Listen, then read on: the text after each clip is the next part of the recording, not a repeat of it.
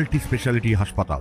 মেঘবেলা লাইভে আপনার পছন্দের টিভি চ্যানেলস সম্পূর্ণ বিনামূল্যে, শুধুমাত্র মেঘবেলা ব্রডব্যান্ডের কানেকশনের সঙ্গে। মেঘবেলা ব্রডব্যান্ড, বাংলার ঘরে ঘরে।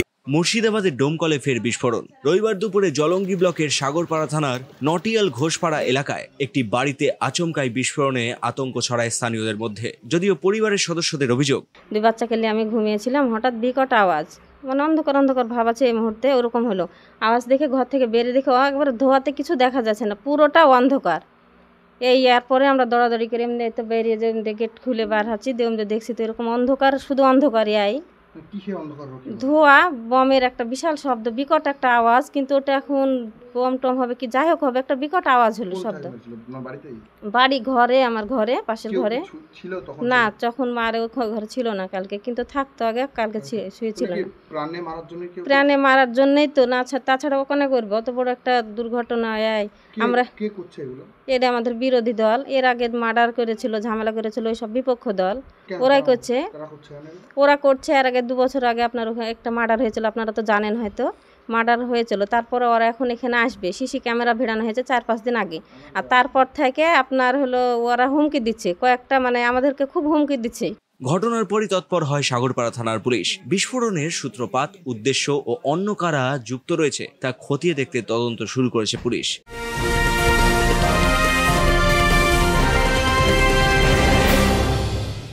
উত্তর 24 পরগনা ও তার আশপাশের এলাকার মানুষের সেবায় ক্যাথ ল্যাবের মতো অত্যাধুনিক সুবিধা নিয়ে পরিষেবায় ব্রতী সারদা মাল্টি স্পেশালিটি হাসপাতাল।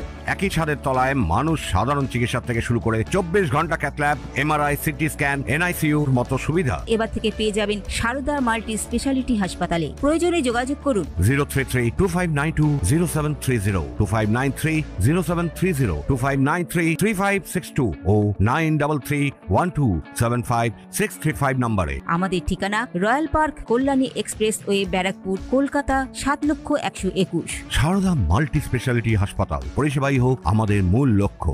আটক করা হয়েছে বাড়ির মালিককে। ভাইকে গ্রেপ্তার করার কারণটা হয়েছে 2023 সালে মার্চ মাসে 30 তারিখে আমার ভাইকে মার্ডার করে, এবং জমি মাফিয়া যারা, তারা অনেক নাম আছে, 28 জন আসামি আছে, এবং ওরা বাড়িতে ঢোকার জন্য এবং আমাদেরকে 4 জনকে হুমকি দিয়েছিল।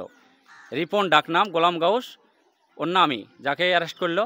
এবং আমার 3টা ভাই আছে, মাসুদ, আরেকটার নাম আছে টুটুল, আরেকটার নাম আছে মাসুদ, আর একটা আমার নিজস্ব ভাই পাইলটের বড়টা হয়েছে মুতালেব।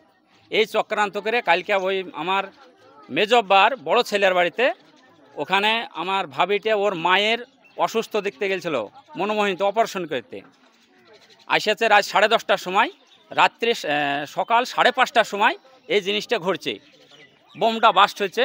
সেখানে এই পুরো চক্রান্ত আমাদেরকে এই দেশে থাকতে দেবে না, এবং অসহায় আমরা ফ্যামিলিতে মানুষ বেশি নাই। ঘটনার পর থেকেই এলাকায় ছড়িয়ে পড়ে উত্তেজনা। নজরদারি বাড়াতে ওই অঞ্চলে বসানো হয়েছে 16টি সিসিটিভি ক্যামেরা। তবে কিভাবে এবং কি উদ্দেশ্যে বোমা রাখা হয়েছিল তা এখনো স্পষ্ট নয়। পরিস্থিতির গুরুত্ব বিবেচনায় প্রশাসনের দ্রুত পদক্ষেপ ও নিরপেক্ষ তদন্তের দাবি তুলেছেন স্থানীয় বাসিন্দারা। Bureau report, news Bengal today.